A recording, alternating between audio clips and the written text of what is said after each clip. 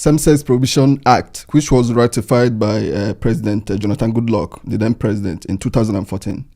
And this criminalized same-sex marriages and the same-sex relationship. And you have done extensive research on this. Can you elaborate on this, please? Yeah.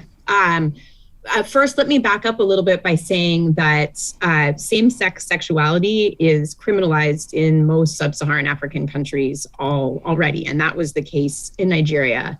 And it's really interesting. So it has colonial roots in terms of inheritance from the British Penal Code, but then also borrowing from the Indian Criminal Code. I mean, there's a fascinating legal history is there.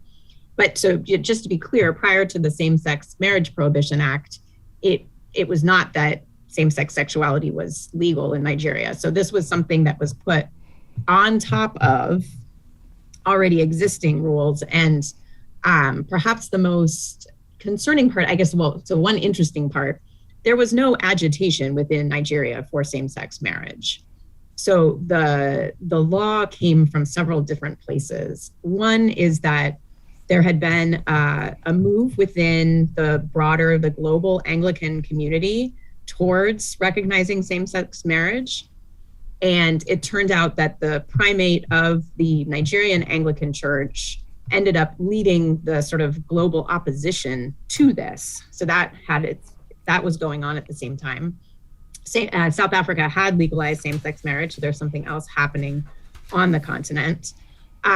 But there was no demand. There was no demand for this.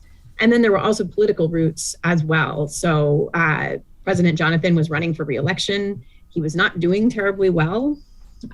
His party was splintering.